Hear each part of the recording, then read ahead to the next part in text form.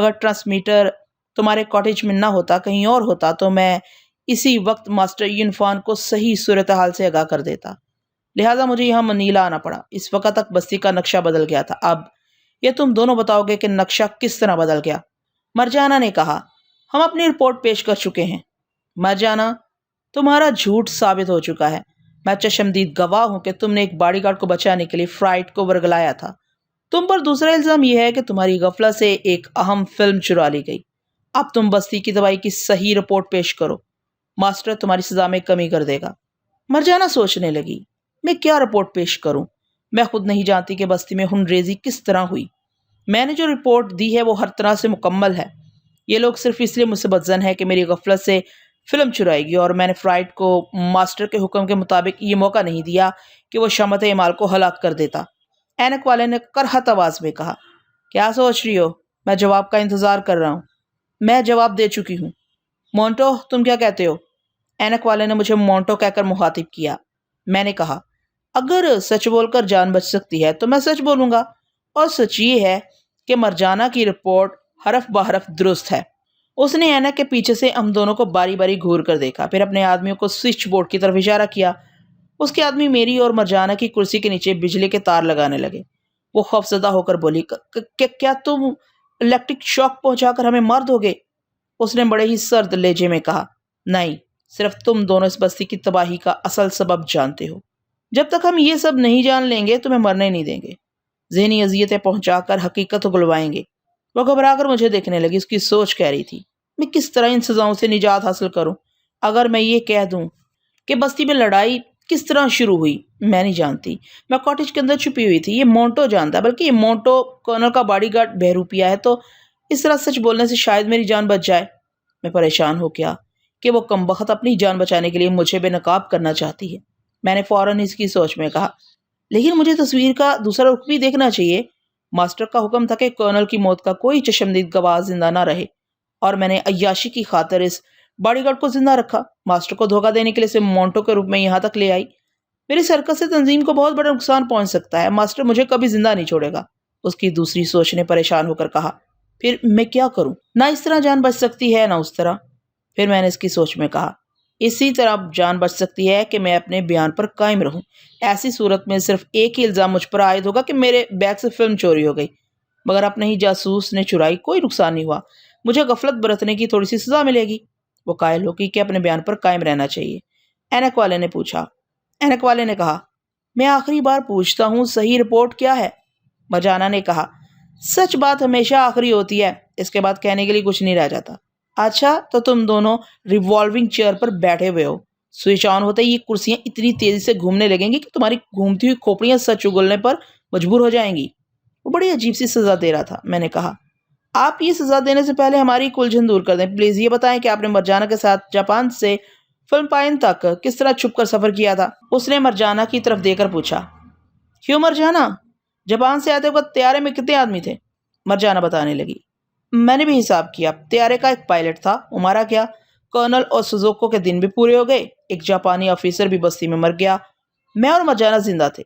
हाँ, एक शख्स तो याद ही नहीं रहा, वो जिसने तैयारे में प्रोजेक्टर के जरिए फिल्म दिखाई थी। हाँ, इस ऐनक वाले ने कहा, प्रोजेक्टर को ऑन करने वाला वो शख्स मैं ही हूँ। मैं उसे टटोलती हुई नजरों से देखने लगा। वो प्रोजेक्टर वाला चेहरा नहीं था। उसका मतलब यही हो सकता है कि पहले वो मेकअप में था, अब अपना असली चेहरा दिखा रहा था। मैं जापान से रवानगी के बाद अब तक ऐसे हंगामों से गुजरता आया था कि इस प्रोजेक्टर वाले को याद न रख सका, वरना ये जरूर पूछता कि वो बस्ती में पहुंचते कब और कैसे गायब हो गया, और कब तक मरजाना के ऐश कदे में छुपा रहा। बहरहाल अब सोचने से क्या हो सकता था। वो इलेक्ट्रिक रिवॉल्विंग चेयर मेरे नसीब में लिखी थी। ऐनक वाला कमरे से बाहर जाने लगा। उसने दरवाजे पर रुककर अपने आदमियों से कहा, पहले टेप रिकॉर्डर ऑन करो, फिर रिवॉल्विंग चेयर के स्विच ऑन कर दो। ये दोनों तकलीफ की शिद्दत से चीखते हुए जो बयान देंगे वो सब इसी कमरे में रिकॉर्ड हो जाएगा। वो बाहर चला गया। मरजाना बुरी तरह दहशत ज़दा थी। अपने बयान में तब्दीली करने का फैसला कर रही थी। मैं उलझन में पड़ गया। उसे कंट्रोल करने का मसला था। पता नहीं रिवॉल्विंग चेयर पर घूमते वक्त मेरे दिमाग की क्या हालत होती। ऐसी सूरत में मैं उसे कंट्रोल कर सकूंगा या नहीं, ये मैं नहीं जानता था, और जानने की फुर्सत भी नहीं मिली। इसी वक्त मेरी और मरजाने की कुर्सियां गोल घूमने लगी। पहले घूमने की रफ्तार सुस्त थी, इसलिए कमरा साफ नजर आ रहा था। मैंने घूमते हुए देखा, कमरे में सिर्फ एक ही आदमी था, वो भी रेगुलेटर के बटन को फुल स्पीड की तरफ घुमाकर बाहर चला गया। दरवाजा बंद हो गया। इसके बाद हम कुछ ना देख सके क्योंकि कुर्सियां तेज रफ्तार पंखे की तरह घूम रही थी। जिस तरह हम तेज रफ्तार पंखे के ब्लेड को अलग अलग नहीं देख सकते, इसी तरह कमरे के दरों दीवार इतनी तेजी से घूमते हुए गुजर रहे थे कि वहां की कोई चीज अलग अलग नजर नहीं आ रही थी। सब कुछ गड़बड़ हो गया था। ये तो कमरे का जिक्र था। हमारी खोपड़ियों का जिक्र यह है कि वो जैसे तेजी से चकराती हुई हमारी गर्दनों से उड़ी जा रही थी। मरजाना ने चीखना शुरू कर दिया था और मैं आंखें बंद करके अपने दिमाग की स्क्रीन पर एक शमा रोशन कर चुका था। टेलीपैथी के बुनियादी अमल के मुताबिक मेरी तवज्जो शमा की लो पर मरकूज हो गई थी और मैं अपनी सोच को मुस्तहकम कर रहा था कि सारी दुनिया घूमती रहे मगर शमा की लो अपनी जगह कायम रहेगी, नहीं घूमेगी। ये तो इसके साथ चिपका हुआ मेरा दिमाग भी नहीं चकराएगा। ये दिमाग है जो इंसान के जिस्म को हरकत में लाता है। दिमाग को झटका पहुंचता है तो मुतहरक जिस्म, मेरा दिमाग बिजली के कनेक्शन को नहीं रोक सकता या काट नहीं सकता था, मगर वो मेरे चकराने के एहसास को ख़त्म करके और मुझे शमा की लो पर ठहराकर मेरे अंदर के इंतशार को हरफे गलत की तरह मिटा सकता था। फिर ऐसा ही हुआ। हाँ, मेरी दिमागी आंखें शमा की लो को देख रही थी और कान मरजाना की चीखें सुन रहे थे। वो बक रही थी, हाय मेरा सर कहाँ है, मैं मर रही हूँ, मुझे माफ़ कर दो, मैं गद्दारी नहीं करूँगी, मैं झूठ नहीं बोलूँगी। सच बात तो यह है कि उसका सच बोलने से पहले ही मैंने इसकी सोच में कहा, सच बात तो यह है कि जो सच्ची रिपोर्ट मैंने पेश की है उसे बदलकर झूठ कैसे बोलूँ, ये समझ में नहीं आया। इस सोच के मुताबिक किसकी बात बदल गई। वो मेरे खिलाफ कुछ ना बोल सकी, लेकिन वो आइंदा भी मेरे लिए खतरनाक साबित हो सकती थी। मैंने फैसला कर लिया कि इसकी जुबान हमेशा के लिए बंद कर दूं। अपने राज को राज रखने का और कोई रास्ता न था। मैंने उसकी सोच में कहा, आह, इतनी तेज से चकराते हुए मैं सांस नहीं ले सकती, मेरी सांस रुक रही है। यही बात वो चीख चीख कर बोल रही थी और वाकई इसकी सांस अब रुक रुक जाती थी क्योंकि मैं इसके दिमाग को समझा रहा था कि वो सांस लेने के अमल को तोड़ता रहे। वो सांस लेना चाहती तो मैं इसके दिमाग को झटका पहुंचाता। वो सांस लेना भूल जाती, मेरा दम उलझने लगता तो वो सांस लेना चाहती, मैं फिर उसे झटका पहुंचाता। तेजी से घूमते वक्त सांस लेना यूं भी दुश्वार होता है। ऐसी हालत में सांस खींचते वक्त दिमागी झटके लगते रहे तो जिंदगी से रिश्ता टूटने में ज्यादा देर नहीं लगती। इसके दिल की डूबती हुई धड़कनों ने बता दिया था कि वो चंद लम्हों की मेहमान है। चंद लम्हे गुजर गए तो धड़कनें अचानक खामोश हो गई। मैं इसके दिमाग के तारीक दुनिया से वापस आ गया। मैंने अपने ज़मीर से पूछा, क्या मैं किसी मासूम लड़की का कातिल हूँ? मेरे ज़मीर ने जवाब दिया, वो मासूम कब थी? वो तो मासूमियत और पाकीज़गी के मानी भी नहीं जानती थी। थोड़ा बहुत गुनाहगार कौन नहीं है, मैं भी गुनाहगार हूँ, लेकिन मैंने अपने मफाद के लिए कभी किसी को नुकसान नहीं पहुंचाया, अपनी हवस की तकमील के लिए किसी पर जबर नहीं किया। लेकिन मरजाना इब्तदा ही से मुझे हासिल करने के बाद मेरा खात्मा कर देने का फैसला कर चुकी थी। अपनी हिफाजत के लिए जहरीली नागन को कुचल देना जुल्म नहीं, दानिशमंदी है। मरजाना को अपने दिमाग से दूर फेंक देने के बाद मैं मौजूदा हालात से निपटने के लिए तैयार हो गया। इस वक्त सिचुएशन ये थी कि दो कुर्सियां तेजी से घूम रही थी और हमारे करीब के टेप रिकॉर्डर ऑन थे। टेप के कुछ हिस्से में मरजाना की आवाज़ रिकॉर्ड हुई थी, बाकी टेप खामोशी से चल रहा था। और ये बड़ी गैरफितरी सी बात होती कि इसमें मेरी चीखों की आवाज़ रिकॉर्ड ना हुई, जबकि मैं दुश्मनों की नज़रों में एक आम सा आदमी था। मेरा भी सर चकरा सकता था, मेरे हलक से भी चीखें निकल सकती थी। इसके लिए मैंने पहले ही सोच रखा था कि मुझे क्या करना है। मैं जिस कुर्सी पर चकरा रहा था उसके नीचे से एक तार स्विच बोर्ड तक गया हुआ था। मेरे पाँव कुर्सी से लटक रहे थे मगर फर्श तक नहीं पहुंच रहे थे। वैसे वहां तक पहुंचना नामुमकिन न था। मैं चमड़े के तस्मों से बंधा होने के बावजूद पूरी कुव्वत से कसमसाने लगा। इस तरह अपने बैठने की पोजीशन में जरा सी तब्दीली कर ली। इसके बाद मैंने जूते की नोक को आगे बढ़ाया तो फर्श तक पहुंच गई। फिर जूते की वो नोक फर्श पर तेजी से गर्दिश करती हुई बिजली के तार से उलझ गई। तार को जोर का झटका पहुंचा, उसका प्लग स्विच बोर्ड से निकल गया। इसके साथ ही कुर्सी की गर्दिश सुस्त पड़ने लगी। 1 मिनट बाद मैंने आंखें खोलकर देखा, कुर्सी ठहर गई थी। कमरे के दोनों दीवार अपनी जगह साकित नजर आ रहे थे। इस दुनिया की हर शय जो मुतहर्रक है वो चलते चलते आखिरकार ठहर जाती है। तेज से दौड़ने वाली जवानी को भी बुढ़ापे में ब्रेक लग जाते हैं। मेरे सामने भी कमरे की हर चीज अपनी अपनी जगह ठहर गई थी। सिर्फ मरजाना की लाश अपनी कुर्सी पर इसी तेज रफ्तारी से घूम रही थी। मैं बंधा हुआ था। इस कुर्सी के तार को खींचकर बिजली के कनेक्शन को काट नहीं सकता था। वो मुझसे दूर थी, इसलिए बरकीरों के उसूलों के मुताबिक जिंदा कुर्सी पर इसकी मुर्दा जवानी का झूला झूल रही थी। हाय रे जवानी, तो मौत की गोद में 2 कौड़ी की भी नहीं रहती। शायद वो लोग दूसरे कमरे में बैठे हुए थे। शायद उन्होंने मरजाना की चीखें भी सुनी थी। ये मुझे बाद में मालूम हुआ। इस वक्त मैं किसी के दिमाग में झांकना नहीं चाहता था। मेरा फैसला था। ये मुझे बाद में मालूम हुआ। इस वक्त मैं किसी के दिमाग में झांकना नहीं चाहता था। मेरा फैसला था कि जब जान पर बन आएगी तभी दिमागी बिसात पर खतरनाक चाल चलूंगा। थोड़ी देर के बाद कमरे का दरवाजा खुल गया और अंदर आने वाले मुझे देखकर ठुठक गए। ऐनक वाले ने पहले मरजाना की घूमती हुई कुर्सी को देखा, फिर मुझे आराम से बैठा देखकर वो अपने साथियों से बोला, मैं पहले ही समझ गया था कि मोटो क्यों नहीं चीख रहा है। ये समझता है कि इसने बड़ी चालाकी दिखाई है। मैं इसके हाथ पांव बांधकर इसकी खोपड़ी को गर्दिश में रखूंगा। एक शख्स ने ऐनक वाले से कहा, बॉस, मरजाना बेहोश हो गई, ऐसे होश में लाना होगा। ऐनक वाले बॉस ने मरजाना की कुर्सी का स्विच ऑफ करने के लिए कहा। इसके हुक्म के मुताबिक स्विच ऑफ करने के बाद प्लग निकाल दिया गया। वो घूमने वाली कुर्सी रफ्ता रफ्ता सुस्त पड़ने लगी। तब मरजाना के फैले हुए साकत दीदे नजर आए। इन आंखों की वीरानी बता रही थी कि अब वो कोई झूठा सच्चा बयान नहीं दे सकेगी। एक शख्स ने इसकी नब्ज देखकर कहा, बॉस, ये तो मर चुकी है। इसी वक्त कमरे में मोंटो का वो दोस्त, जो मुझे मोंटो समझकर मेरे गले लग चुका था, अपने दो साथियों के साथ कमरे में आया और मुझे हमदर्दी से देखने लगा। उसकी सोच कह रही थी कि वह मुझ जैसे दोस्त को इन सजाओं से बचाने का आज़म कर चुका है। मैं इस कमरे में आने के बाद मोंटो के दोस्त को भूल गया था। अगर वो याद रहता तो मैं पहले ही उसे अपनी मदद के लिए मजबूर कर देता। अब मैं इसके दिमाग को भड़काना चाहता था, मगर मौका ही ना मिला। इसी वक्त ऐनक वाले ने मुझे कहा, मोंटो, तुम मरजाना का अंजाम देख रहे हो। ये ख्याल दिमाग से निकाल दो कि सही रिपोर्ट पेश किए बगैर इस कमरे से जिंदा निकल सकोगे। मैंने कहा, पता नहीं तुम लोग सही रिपोर्ट किसे कहते हो। हमारी सच्चाई पर यकीन न करके तुमने इस तंजीम की एक वफादार औरत की जान ले ली। मेरी जान लेकर भी तुम्हें अफसोस नहीं होगा कि सिर्फ शुबात की बिना पर सुपर मास्टर के वफादार मारे गए हैं। ऐनक वाले ने हकारत से कहा, हमारी तंजीम में तुम्हारे जैसे कीड़े मकोड़े बहुत हैं, जिन पर जरा भी शुबा हो जाता है उन्हें कुचल दिया जाता है। इसकी बात खत्म होते ही मोंटो के दोस्त ने रिवॉल्वर निकाल लिया। फिर एक ऐनक वाले की गर्दन पर इसकी नाल रखते हुए गुस्से से बोला, जब मेरा दोस्त एक मामूली कीड़ा है तो किसी दिन हमारा भी यही अंजाम होगा। तुम लोगों की नजरों में हमारी वफादारी और हमारी जिंदगी की कोई कीमत नहीं है। ऐनक वाले के साथी उसे बचाने के लिए आगे बढ़े, मगर अगले ही कदम पर लड़खड़ाकर गिर पड़े। मोंटो का दोस्त और इसके साथी साइलेंसर लगे हुए रिवॉल्वरों से इन्हें जहन्नम में पहुंचा चुके थे। अब वो ऐनक के पीछे दहशत ज़दा नजर आ रहा था। एक नौजवान ने मोंटो के दोस्त से कहा, कराला, अब इसे कुर्सी पर बिठाओ, इसे भी पता चले कि ऐनक किस तरह गोल घूमती है। मोंटो का दोस्त, जिसका नाम कराला था, उसने कहा, हमें यहाँ वक्त नहीं जाया करना चाहिए। मोंटो को कुर्सी से आजाद करो, यहाँ से फौरन निकल चलो। कराला ने ये कहते ही एक फायर किया। रिवॉल्वर की गोली खोपड़ी के पीछे से सुरंग बनाती हुई दूसरी तरफ ऐनक के शीशे को तोड़ती हुई गुजर गई। धपकी आवाज के साथ वो फर्श पर ऊंधे मुंह गिर पड़ा। इंसान की अपनी जिंदगी अपनी नहीं होती, कोई दूसरा जब चाहे छीन लेता है। यह हजरत इंसान जो खुद को इस दुनिया का हाकिम समझता है, खुद को सुपर मास्टर या ऐनक वाला डिक्टेटर समझकर गरूर करता है, वो किस तरह अपने गरूर के साथ ऊंधे मुंह फर्श पर गिर पड़ता है। मैं इस बेसबाती का तमाशा देख रहा था। मुझे बंदिशों से आजाद कर दिया गया।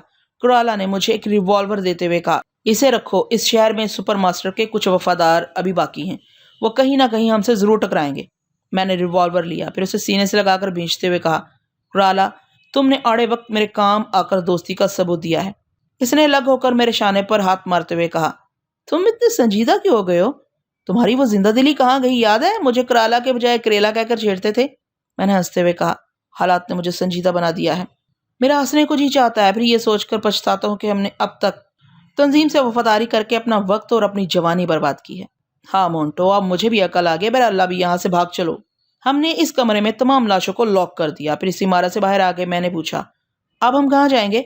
कुराला ने जीप कार की ड्राइविंग सीट पर बैठते हुए जवाब दिया, हम जहाँ भी जाएंगे तंजीम के कुत्ते हमारा ताक़ुब करते रहेंगे। फिलहाल ये शहर ही ऐसा है, यहाँ हमारे ज्यादा दुश्मन नहीं होंगे। गाड़ी स्टार्ट होकर आगे बढ़ गई। मैंने कहा, जब मास्टर यूनिफॉर्म को मालूम होगा कि यह मनीला में तंजीम पर तबाही आई है तो वो तफ्तीश के लिए और हमारे ताक़ुब के लिए यहाँ भी भेजेगा। दूसरे साथी ने कहा, हाँ, अब हम चूहे के बिल में भी हमें तलाश कर लेंगे। तीसरे साथी ने मशवरा दिया, हमें ऐसी जगह जाना चाहिए जहाँ हम आसानी से छुप कर अपनी एक बड़ी सी जमात बना सकें। अगर हम कोशिश करें तो कुछ अर्सा बाद हमारी अपनी एक मसल्ला फौज होगी। कुराला विंडो स्क्रीन के पार देखते हुए सोचता रहा, फिर उसने कहा, सियासत में यूँ होता है कि जब एक छोटा सा मुल्क एक बड़ी ताकत से खौफजदा होता है तो दूसरी बड़ी ताकत की पनाह में चला जाता है। सुपर मास्टर कौन सी बड़ी ताकत के लिए काम कर रहा है ये हम जानते हैं। इसकी तंजीम के लोग दूसरी बड़ी ताकत रेड पावर से टकराते रहते हैं। अगर हम हांगकांग पहुंच जाएं तो हो सकता है कि हमें रेड पावर के साए में पनाह मिल जाए। मैं इनकी बातें तवज्जो से सुन रहा था। मुझे किसी बड़ी ताकत से कोई दिलचस्पी नहीं थी, क्योंकि मैं खुदा के सिवा किसी भी ताकत को तस्लीम नहीं करता। इनकी बातें सुनकर मेरे दिमाग में यही बात आई कि हांगकांग जाना चाहिए। वहाँ दुनिया की हर कौम और हर नस्ल के लोग आते जाते रहते हैं। मैं ऐसी जगह कुछ अर्सा किसी भी रूप में छुप कर सोनिया तक पहुंचने की कोशिश कर सकता था। पता नहीं सोनिया किस हाल में थी। मुझे इससे रब्ता कायम करने की फुर्सत नहीं मिल रही थी, बल्कि यूँ कहना चाहिए कि पिछली रात से मुझे सोने की भी फुर्सत नहीं मिली थी। अब शाम के साए फैल रहे थे, दूसरी रात आ रही थी और मैं यकीन से नहीं कह सकता था कि इस रात भी सोने का मौका मिलेगा या नहीं। कुराला ने एक होटल के सामने गाड़ी रोक दी। इन लोगों का क़याम इसी होटल में था। कुराला ने अपने कमरे में पहुंचकर कहा, अच्छा, तो हम इस बात पर मुत्तफिक हो गए हैं कि हमें हांगकांग जाना चाहिए। इसके दोनों साथियों ने तायीद की। क्राला ने मुझसे पूछा, मोंटो तुम क्या सोच रहे हो? मैंने कहा, मुझे पिछली रात से सोने का मौका नहीं मिला, मुझ पर गनुदगी तारी है, मैं कोई बेहतर मशवरा नहीं दे सकूंगा। कराला ने मेरे शाने पर हाथ रखकर हमदर्दी की। बाकी तुम्हें तो थक कर सो जाना चाहिए, लेकिन हम इस होटल में ज्यादा देर नहीं ठहर सकते। मास्टर यूनफॉन अब परेशान होगा कि ऐनक वाले की तरफ से रिपोर्ट क्यों नहीं मिल रही है। वो दूसरे जराये से मालूमात हासिल कर लेगा। इससे पहले ही हमें यहाँ से निकल जाना चाहिए। वो लोग अपने अपने सूटकेस में अपना अपना जरूरी सामान रखने लगे। क्राला ने कहा, तुम तो बिल्कुल खाली हाथ हो। मैंने मुस्कुरा कर कहा, नहीं, मेरे पास रिवॉल्वर है। उसने अमेरिकन डॉलर की एक गड्डी मेरी तरफ उछाली। मैंने उसे कैच किया। वो मुस्कुरा कर कहने लगा, मर्द के एक हाथ में रिवॉल्वर और दूसरे हाथ में नोटों की गड्डी हो तो वो सारी दुनिया को खरीद सकता है। मैंने एक सरदाह भरकर कहा, इस वक्त तो मैं सिर्फ नींद खरीदना चाहता हूँ। बोलो, 2 घंटे नींद के कितने डॉलर लोगे? वो खिलखिलाकर हंसते हुए बोला, इसे कहते हैं जिंदा दिली। अब तुम मोंटो नजर आ रहे हो, चलो तुम भी क्या याद करोगे। मैं थोड़ी देर के लिए कहीं तुम्हारे सोने का इंतजाम कर देता हूँ। हम सब होटल के काउंटर पर आ गए। वहां इन लोगों ने होटल के बिल अदा किए। फिर इसी जीप में बैठकर एक तरफ चल पड़े। रास्ते में कराला ने मुझसे पूछा, यार मोंटो, क्या वाकई बस्ती में सिर्फ 2 औरतों के लिए हंगामा हुआ था? हाँ, ये दुरुस्त है। मैं भी बागी नौजवानों के साथ था। हमारा मुतालबा था कि कर्नल की बेटी को और मरजाना को हमारे हवाले किया जाए। हाय, ये औरत भी क्या चीज है। इसके दम से दुनिया उजड़ती भी है और आबाद भी होती है। तुमने किसी को पाया भी था या नाकाम रहे? मैंने कहा, मरजाना ने वादा किया था कि मैं इसकी हिफाजत करूंगा तो वो मेरे साथ वक्त गुजारेगी, लेकिन जब मैं उसे हिफाजत से यहाँ ले आया तो वो फिर वादे से मुकर गई। अव्वल दर्जे की हराफा थी। कुराला ने उसे गाली दी, फिर कहा, मेरे यार फिक्र ना करो, आप मेरे साथ हो तो मौज करते रहोगे। वो गाड़ी ड्राइव करता हुआ हमें निचले तबके के एक मोहल्ले में ले आया। रात की तारीकी फैल चुकी थी। बांस की झोपड़ियों में कहीं अंधेरा था और कहीं केरोसिन लैंप की रोशनी थी। जीप कार की आवाज सुनकर मोहल्ले के बच्चे खेल छोड़कर एक तरफ खड़े हो गए। मर्द औरतें झोपड़ों से बाहर निकलकर हमें देखने लगे। वो लोग इतने गरीब थे कि इनके मोहल्ले में कभी मोटर गाड़ी नहीं आती थी, इसलिए वो हमें ताज्जुब और हसरत से देख रहे थे कि हम गाड़ी वाले बड़े आदमी हैं। हमारी गाड़ी मोहल्ले के आखिरी सिरे में एक झोपड़ी के सामने रुक गई। मैं कराला के साथ इस झोपड़ी के अंदर गया। वहां 2 कमरे थे और 2 औरतें थीं। एक बूढ़ी थी और दूसरी नौजवान। वो दोनों उतरन बाजार के पुराने लिबास में थी। कराला इनसे मुकामी जुबान में बातें करने लगा। फिर इसने बूढ़ी औरत के हाथ में $20 रखते हुए मुझसे कहा, मोंटो, तुम यहाँ आराम करो, ये लड़की तुम्हें बड़े प्यार से सुला देगी। मैं एक लॉन्च का इंतजाम करने चाह रहा हूँ। हम आज ही रात यहाँ से निकल चलेंगे। हमारी रवानगी तक तुम मैच करते रहो। ये कहकर वो बाहर चला गया। फिर जीप कार के स्टार्ट होने और दूर जाने की आवाज सुनाई दी। मैं 2 अजनबी औरतों के पास तन्हा रह गया। बूढ़ी औरत दूसरे कमरे का दरवाजा खोल रही थी। नौजवान और सांवली सलोनी सी लड़की मुझे सहमी हुई नजरों से देख रही थी। मैंने इसके दिमाग में झांक कर देखा। अजनबी जुबान की सोच मेरे पल्ले नहीं पड़ी। जुबान और सोचें अजनबी हो सकती हैं, लेकिन दुनिया के तमाम इंसानों के जज्बाती तासुरात तकरीबन एक जैसे होते हैं। इस लड़की के चेहरे के तासुरात बता रहे थे कि वो मुझ जैसे अजनबी के साथ रात गुजारने के तस्वुर से घबरा रही है। मैं उसे देखकर मुस्कुराने लगा। वैसे मेरी मुस्कुराहट इस कसाई जैसी नहीं थी जो किसी को छुरी तले लाने से पहले मुस्कुराता है। बूढ़ी औरत ने मुझे दूसरे कमरे में आने का इशारा किया। मैंने कमरे में आकर देखा, एक खिड़की के पास दीवार के एक सिरे से दूसरे सिरे तक जालीदार झूला था जिसमें बड़ी उम्र के लोग सोते हैं। कमरे में एक लकड़ी का संदूक, पुरानी सिलाई मशीन, एक पुरानी साइकिल और मैले कपड़े बिखरे हुए थे। दूसरे कमरे से माँ बेटी की बातें की आवाज आ रही थी। दूसरे कमरे से माँ बेटी की बातें करने की आवाजें आ रही थी। लड़की की आवाज में सहमी हुई लर्जिश थी। वो मेरे कमरे में नहीं आना चाहती थी, मगर बूढ़ी औरत ने जबरन उसे मेरे कमरे में धकेल कर दरवाजे को बाहर से बंद कर दिया। माँ बेटी की कुछ मजबूरियां होंगी जिन्हें मैं इनकी अजनबी जुबान से नहीं सुन सकता था। किसी हद तक अपने तौर पर समझ सकता था, मगर ये हम इंसानों के लिए बड़ी शर्मनाक हकीकत है कि हम अक्सर दूसरों की मजबूरियों का ही सौदा करते हैं। और कराला बूढ़ी औरत के हाथ में $20 रखकर इसकी बेटी की जवानी का सौदा मेरे साथ कर चुका था। वो दरवाजे के पास मुंह फेरे खड़ी थी। मैं करीब गया तो वो अपने आप में सिमटने लगी। मेरे समझ में नहीं आ रहा था कि मैं किस तरह इसका खौफ दूर करूं। मैंने कुछ सोचकर पूछा, क्या तुम अंग्रेजी जानती हो? वो खामोश रही। मैंने फिर अपना सवाल दोहराया। उसने 2 उंगलियों की चुटकी बनाकर जवाब दिया, I know a little little. मैं थोड़ा थोड़ा जानती हूँ। मैंने इसका खौफ दूर करने के लिए उसे बातों में उलझाया। तुम्हारा नाम क्या है? मुनज़्ज़ा। बहुत खूब। मुनज़्ज़ा मेरी बहन का नाम है। वो एकदम से चौंक कर मुझे देखने लगी। उसकी आंखों से बेयकीनी मुतरशक थी। मैंने अपने सीने पर उंगली रखकर कहा, मैं तुम्हारा भाई। फिर मैंने इसके सर पर हाथ रखकर कहा, तुम मेरी बहन हो के? चश्मजन में इसकी आंखें भीग गईं। इसके होंठ बार बार खुल रहे थे, फिर बंद हो रहे थे। शायद इसकी समझ में नहीं आ रहा था कि वो मेरे एहसान का जवाब किस तरह दे सकती है। आखिर उसने बड़ी मुश्किलों से कहा, you paid $20 you call me sister. वो सही तौर पर अपने दिल की बात नहीं कह सकती थी, मगर मैं समझ गया था। दरअसल उसे हैरानी थी कि $20 मामूली रकम नहीं थी और इतनी बड़ी रकम देकर मैं उसे बहन बना रहा था। मैंने कहा, मुनज़्ज़ा, मैंने तोलों से कभी किसी की मजबूरी नहीं खरीदी। अब खरीदने का वक्त आया तो तुम्हारे आंसू खरीद लिए, ताकि ये आंखें तुम्हें कभी ना रुलाएं। तुम बहुत अच्छे भाई हो, मैं तुमको रो रो के याद करूंगी। मैंने इसकी आंखों से आंसू पोंछते हुए पूछा, क्या मुझसे पहले भी तुम्हारे पास कोई आया था? वो इनकार में सर हिलाती हुई बोली, नहीं, क्राला बहुत बड़ा बदमाश। वो जो बोलता ये बस्ती का लोग वही करता। आज वो मुझको पहली बार ऐसा करने को बोला। मैंने इसके शाने को थपक कर कहा, फिक्र ना करो, मैं क्राला को समझा दूंगा, तुम जल्दी शादी कर लो। आई लव नमूदा, मैं नमूदा को चाहती हूँ। ये नमूदा कौन है? तुम इसे मिलोगे? मैं बुला कर लाऊं? मैं आराम से सोने के लिए आया था, मगर मेरे नसीब में आराम कहाँ है। किसी को बहन तो सभी कह देते हैं, लेकिन भाई बनकर कम ही लोग अपनी जिम्मेदारियां निभाते हैं। मैंने कहा, जल्दी बुला कर लाओ, मैं सोना चाहता हूँ। वो फौरन ही दरवाज़ा खोलकर चली गई।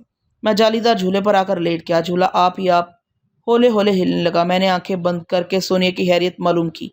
वो एक बहुत बड़े से हाल में लंबी सी मेज के पास एक कुर्सी पर बैठी हुई थी। मेज के इतराफ और भी 2 औरतें और 3 मर्द बैठे हुए थे। मैंने कहा, सोनिया मेरी जान, मैं तुम्हारे पास आ गया हूँ। उसकी सोच ने नाराजगी से कहा, मेरे पास आकर बड़ा एहसान किया है। सुबह से शाम हो गई, मैं हर लम्हा इंतजार करती रही। सच बताओ, किस चुड़ैल के पास थे? झूठ बोलोगे तो मैं मर जाऊंगी। मेरी जान, कभी कभी तकदीर चुड़ैल बनकर यूं पकड़ लेती है कि पीछा नहीं छोड़ती। अब मैं क्या बताऊं कि कितने मसाइब से गुजरकर तुमसे मुलाकात कर रहा हूं। क्या तुम अब भी किसी मुसीबत में गिरफ्तार हो? अभी तो जरा हैरियत है, थोड़ी देर बाद क्या होगा ये नहीं कह सकता। अब काम की बात करो। ये मेज की तरफ कौन लोग बैठे हुए हैं? मैं इन्हें नहीं जानती। अंदाजे से कह सकती हूँ कि ये लोग तंजीम के मास्टर और मादाम हैं। कुछ और लोग भी आने वाले हैं। मुझे बताया गया है कि अभी यहाँ तुम्हारी मौत की दस्तावेजी फिल्म चलने वाली है। हाँ, मैंने कहा, वो फिल्म इस तंजीम के तमाम मास्टरों के लिए अहम है। मुझे यकीन है कि सुपर मास्टर भी इस फिल्म को देखने के लिए वहाँ किसी न किसी रूप में मौजूद रहेगा। मुझे झोंपड़ी के दरवाजे पर आहट सुनाई दी। मैंने कहा, सोनिया, यहाँ मेरे पास कुछ लोग आ रहे हैं। मैं थोड़ी देर के बाद राब्ता कायम करता हूँ। और देखो फरहाद, फिर गायब ना हो जाना, मैं तुम्हारा इंतजार। मैंने राब्ता खत्म कर दिया क्योंकि मुनज़्ज़ा आवाज दे रही थी। मैंने आंखें खोलकर देखा, झूले के पास मुनज़्ज़ा के साथ एक सांवले रंग का सेहतमंद नौजवान खड़ा था। मैंने मुसाफा के लिए हाथ बढ़ाते हुए कहा, तुम्हारा ही नाम शायद नमूदा है? वो अंग्रेजी जुबान जानता था। उसने गर्म जोशी से मुसाफा करते हुए कहा, जी हाँ मुनज़्ज़ा, मेरी मोहब्बत है। आपने इसकी इज्जत रखकर मुझ पर एहसान किया है। तुम इससे शादी क्यों नहीं कर लेते? मैं हांगकांग की एक बंदरगाह पर काम करता हूँ। 6 माह बाद बड़ी मुश्किलों से मुझे छुट्टी मिली है। मैं मुनज़्ज़ा को ब्याह कर अपने साथ ले जाऊंगा। मैंने उसे सर से पांव तक देखते हुए कहा, तुम्हारे लिबास से पता चलता है कि तुम अच्छा कमा लेते हो। हांगकांग पोर्ट में क्या करते हो? उसने जरा हिचकिचाने के बाद कहा, आप जैसे मौसिन से क्या छुपाऊं। हांगकांग पोर्ट दुनिया की सबसे बदनाम बंदरगाह है। यूं तो मैं वहाँ एक मामूली कुली हूँ, मगर कभी कभी इस स्मगलरों के काम आ जाता हूँ तो मुझे अच्छी खासी रकम मिल जाती है।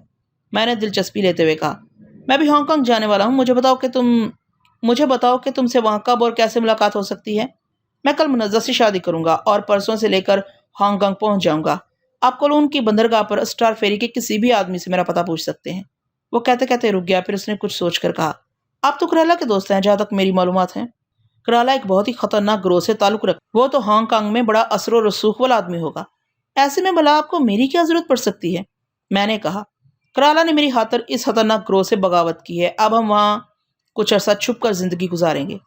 वो अपनी मुकामी जुबान में सोचने लगा। मैंने पूछा, क्या सोच रहे हो? ओ कुछ नहीं, बस मैं कराला को पसंद नहीं करता। अलबत्ता मैं हर तरह आपकी मदद कर सकता हूँ। जब तक मैं आपके साथ रहूंगा वो खतरनाक ग्रोह आपका कुछ नहीं बिगाड़ सकेगा। मैंने मुस्कुराते हुए कहा, तुम मेरी खातिर तनहा इस खतरनाक ग्रोह से नहीं टकरा सकते।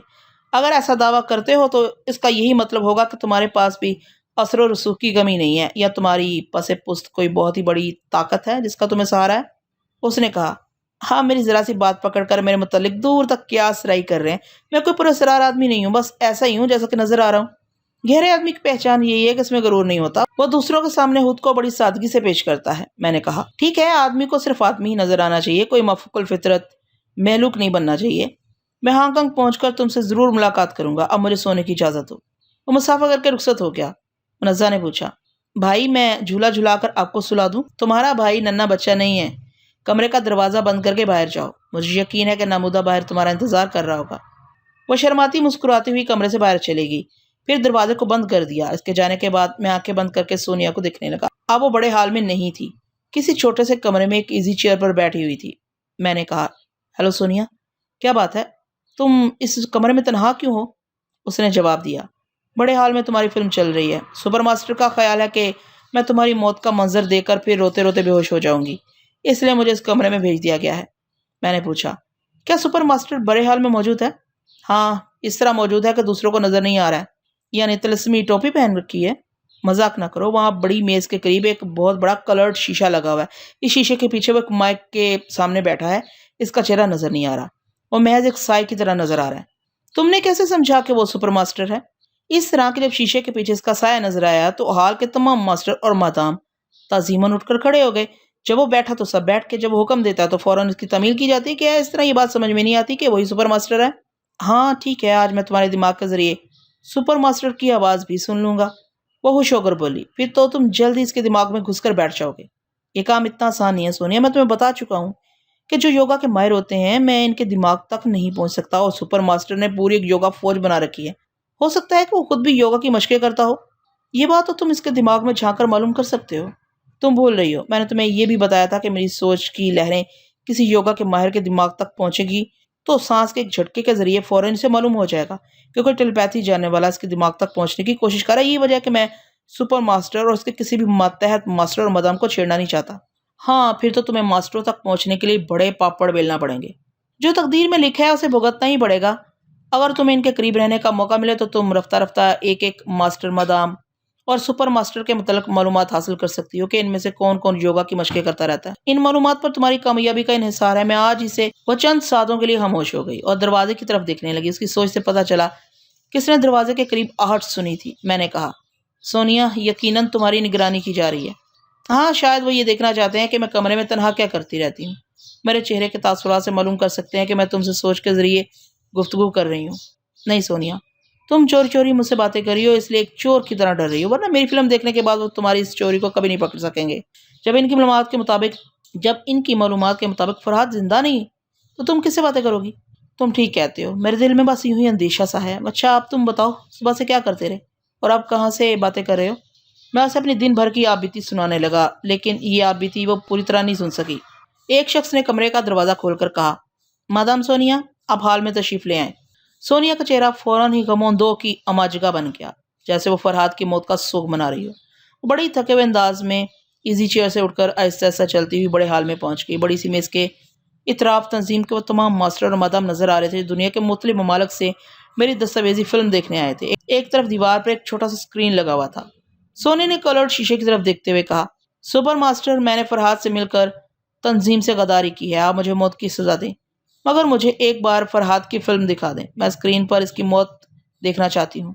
कलर्ड शीशे के पीछे से सुपर मास्टर की आवाज सुनाई दी, सोनिया बैठ जाओ, मैं तुम्हें इसकी फिल्म दिखाकर तुम्हारे मातम करने का तमाशा नहीं देखना चाहता। सुपर मास्टर की आवाज बड़ी गहरी और गूंजती हुई सी थी, सुनने वालों के दिलों पर असर करती थी। सोनिया खामोशी से कुर्सी पर बैठ गई। फिर सुपर मास्टर ने हाजरीन को मुखातिब किया, माय डियर मादाम और मास्टर्स, मुझे इस बात का अफसोस है कि फरहाद को ऐसे वक्त मौत आई जब वो हमारी तंजीम में शामिल होने वाला था। बहरहाल, ऐसे खतरनाक दुश्मन के मुतल्लिक यही कहा जा सकता है कि वो दोस्त बन जाए या मर जाए। सो वो मर चुका है, एक मास्टर ने कहा, थैंक्स गॉड, वो अपनी टेलीपैथी के साथ दफन हो चुका है। सोनिया उसे गुस्से से देखना चाहती थी। मैंने फौरन ही समझाया, नहीं सोनिया, गुस्से का इजहार करोगे तो काम बिगड़ जाएगा। तुम इसी तरह सर झुकाए बैठी रहो जैसे हालात ने तुम्हें दूसरों के ताने सुनने पर मजबूर कर दिया है। वो मेरी हदायत पर अमल करने लगी। सुपर मास्टर कह रहा था, आज से फरहाद अली तैमूर का फाइल बंद किया जा रहा है। इसके बाद सोनिया के रिकॉर्ड हमारे सामने मौजूद है और इसके रिकॉर्ड फाइल पर गद्दारी की मोहर लगी हुई है। ये तो सभी जानते हैं कि गद्दारी की सजा सिर्फ मौत होती है। इतना कहकर वो चुप हो गया। सब लोग सोनिया को देख रहे थे। सोनिया सर उठाकर और सीना तान कर बैठ गई थी। उसने जुबान से कुछ नहीं कहा, मगर उसका अंदाज कह रहा था कि मौत उसे कभी ना डरा सकेगी। सुपर मास्टर ने कहा, सोनिया, तुम्हारे पास सूंघने की जो गैर मामूली हिस्स है, मैं इसका इतराफ करता हूँ। तुमने भी कई मरहलों पर यह साबित किया है कि फरहाद की तरह तुम भी नाकाबिल शिकस्त हो, लेकिन तुम्हारी सलाहियतें तुम्हें मौत की सजा से नहीं बचा सकती और ना ही फरहाद के पास वो जान है कि वो तुम्हारे लिए जान की बाजी लगाने आएगा। मैं तुम्हें मौका दे रहा हूँ, अपनी सफाई में कुछ कहना चाहती हो तो कहो। सोनिया ने बड़े ही ठहरे हुए अंदाज में कहा, तुम्हारी तंजीम में एक बहुत बड़ी खराबी है। क्या तुमने कभी इस पहलू पर गौर किया है कि इस तंजीम की सिर्फ औरतें ही गद्दार क्यों बन जाती हैं? एक मास्टर ने जवाब दिया, इसलिए कि औरतें नाकसुल अकल होती हैं, बहुत जल्द दुश्मनों के बहकावे में आ जाती हैं। वहां बैठी हुई एक मादाम ने गुस्से से कहा, लैंग्वेज प्लीज, अगर हम अगर हम नाक़िस अकल हैं तो हमारी जहानत का इतराफ़ करके हमें मादाम क्यों बनाया गया? अगर मर्द बहुत ही अक्लमंद होते हैं तो वो औरत की आगोश में गिरकर अपने अहम राज किस तरह उगल देते हैं? मैं अपने आका सुपर मास्टर से दरख्वास्त करूंगी कि हमारी तौहीन करने वाले मास्टर का मुहासबा किया जाए। सुपर मास्टर ने अपने मास्टर को मुखातिब किया। मास्टर चमनेरी, आप मादाम से समझौता करें। मास्टर चमनेरी के चेहरे से नागवारी जाहिर हुई। सोनी की सोच बता रही थी कि मास्टर चमनेरी किसी बनमानस की तरह लहीम और शहीम, कदावर और बदसूरत है। ऐसे लोग किसी के सामने झुकना नहीं चाहते, लेकिन सुपर मास्टर ऐसे ही फौलादी इंसानों को झुकाकर अपने पास रखता है। मास्टर चमनेरी ने कहा, मादाम मुझे अफसोस है, मैं अपने अल्फाज वापस लेता हूँ। नेवर माइंड, मादाम ने कहा, अब हमें सोनी से पूछना चाहिए कि औरतें गद्दारी पर क्यों आमादा हो जाती हैं। सोनी ने कहा, इसलिए कि जो आज़ादी मास्टरों को है वो हमें नहीं मिलती। मुझे मादाम बनाने के बाद भी मास्टर यूशे के मातहत रखा गया। वो मेरी मर्जी के खिलाफ मेरे जिस्म से खेलना चाहता था और मैं अपना दामन बचाती थी। मैंने सुपर मास्टर से इसकी शिकायतें भी की, लेकिन ऐसे वक्त हम औरतों को बेजुबान जानवर समझा जाता है। मास्टर यूशे अपनी टेलीपैथी के बाद एक बहुत बड़ी ताकत समझा जाता था, लिहाजा मुझ जैसी बासलाहियत मादाम को उसके सामने हकीर समझा गया। अब आप ही खुद इंसाफ करें कि जिसे हकीर समझा जाएगा, जिसकी शिकायतें नहीं सुनी जाएंगी, जिसकी आज़ादी बराए नाम रह जाएगी, वो औरत दुश्मनों के बहलावे में क्यों नहीं आएगी? वो सवालिया नज़रों से तमाम लोगों को देखने लगी। फिर उसने कहा, सुपर मास्टर, तुम फरहाद अली तैमूर की फाइल बंद करने से पहले अपने इन खास मतहतों को वो फाइल दिखाओ। इन्हें मालूम होगा कि फरहाद ने हमेशा इस तंजीम की औरतों को अपने एतमाद में लेकर तुम्हें नुकसान पहुंचाया है। ऐसा क्यों होता रहा? इसलिए कि फरहाद हम औरतों को हकीर नहीं समझता था, हमेशा मोहब्बत और हमदर्दी से पेश आता था और हमारी शिकायतें इतनी तवज्जो से सुनता था जैसे वो सब इसका ज़ाती मसला हो। सुपर मास्टर, एक फरहाद के मर जाने का मतलब ये नहीं है कि इस दुनिया में फरहाद जैसे दूसरे ज़ही लोग भी मर चुके हैं। नहीं, फरहाद पैदा होते रहेंगे और इस तंजीम की इस कमज़ोरी को समझकर यहाँ की औरतों को अपने एतमाद में लेते रहेंगे। मैं मरने से पहले ही तुम्हारी बेहतरी के लिए मशवरा देती हूँ कि अपनी तंजीम से औरतों को निकाल दो या फिर इन्हें मर्दों के बराबर हकूक और आज़ादी दो। इतना कहकर वो खामोश होगी। थोड़ी देर तक किसी ने कुछ नहीं कहा। फिर सुपर मास्टर की आवाज़ सुनाई दी, तुमने तंजीम की जो कमज़ोरी बयान की है वो काबिल गौर है। इंसान हालात से मजबूर होकर कातिल बनता है और इसके हालात काबिल गौर होते हैं, लेकिन इस बात से इनकार नहीं किया जा सकता कि वो कातिल है और सजा का मुस्तहिक है। इसी तरह तुम्हारी गद्दारी की वजूहात जो कुछ भी हों, तुम हर हाल में गद्दार कहलाओगी और सजाए मौत तुम्हारा मुकद्दर है। मैंने सोनिया को सोचकर दी हदायत। वो इसी के मुताबिक कहने लगी, वो मेरी गद्दारी की मकूल वजूहात हैं जिन्हें तुम तस्लीम करते हो, लिहाजा तस्लीम शुदा हकायक के पेश नज़र तुम्हें अपने फैसले में ज़रा सी लचक पैदा करनी चाहिए। यानी तुम रहम की अपील करती हो कि सजाए मौत न दी जाए? नहीं, जो औरत मौत की आंखों में आंखें डालकर जिंदगी गुजारती रही हो वो गिड़गिड़ा कर कभी जिंदगी की भीख नहीं मांगेगी। फिर क्या चाहती हो? खुलकर कहो, तुम्हारी आखिरी ख्वाहिश पूरी की जाएगी। मेरी आखिरी ख्वाहिश है कि मुझे मेरी पसंद की मौत मरने दिया जाए। सब लोग उसे गहरी टटोलती हुई नजरों से देखने लगे। सुपर मास्टर ने कहा, अपनी पसंद बताओ। मैं अपनी जिंदगी के लिए लड़ते हुए मरना चाहती हूँ। सुपर मास्टर फौरन ही कुछ ना बोल सका। उसने थोड़ी देर सोचने के बाद पूछा, फरहाद तो मर चुका है, अब तुम किसके सहारे मौत से बच निकलने की तवक्को करती हो? सोने ने सनसनाती हुई गोली किसी आवाज में कहा, सुपर मास्टर, जो औरत फरहाद के बाजुओं में खेल चुकी हो उसे जबरी मौत के बाजू नहीं तोड़ सकते। मेरी आखिरी ख्वाहिश पूरी करने से हिचकिचाते क्यों हो? तुम्हारी तंजीम दुनिया के गोशे गोशे में है। यहाँ एक से एक फौलादी जिस्म और फौलादी ज़हन के मास्टर बैठे हुए हैं। मुझे इस इमारत से निकलकर सिर्फ 100 गज तक जाने का मौका दो और अपने शिकारियों को मेरे पीछे लगा दो और फिर तमाशा देखो कि शिकार कौन होता है। मास्टर चंपनेरी अपनी कुर्सी से उछलकर खड़ा हो गया, फिर गुराते हुए बोला, सुपर मास्टर, ये दुकौड़ी की औरत हम तमाम मास्टरों को चैलेंज कर रही है। आपसे दरखास्त है कि इसकी आखिरी ख्वाहिश पूरी करें, मैं इसकी गर्दन तोड़ कर रख दूंगा। सोनी ने मजाक उड़ाने के अंदाज में मुस्कुरा कर कहा, यहाँ दूसरे मास्टर भी हैं मगर इन्हें गुस्सा नहीं आया, और जिन्हें गुस्सा नहीं आता वही ज़हीन और वक्त पर कामयाबी से कुछ कर गुजरने वाले लोग होते हैं। तुम्हारे जैसे गरजते हुए बादल से टकराना मैं अपनी तौहीन समझती हूँ। आराम से बैठ जाओ। सोने के तंज और इत्मीनान ने मास्टर चमनेरी को और मुश्तिल कर दिया। वो गुस्से में अपनी कुर्सी उठाकर सोनिया पर फेंकना चाहता था। इसी वक्त एक फायर हुआ, कुर्सी गिर पड़ी। मास्टर चमनेरी अपने जख्मी हाथ को दूसरे हाथ से थाम कर फायर करने वाले को गुस्से से देखने लगा। मुसल्ला नौजवान ने कहा, सुपर मास्टर की मौजूदगी में किसी को अपनी ताकत का मुजाहरा करने की इजाजत नहीं है। मास्टर चमनेरी, तुम हिरासत में रहोगे, चुपचाप इस हॉल से निकल चलो।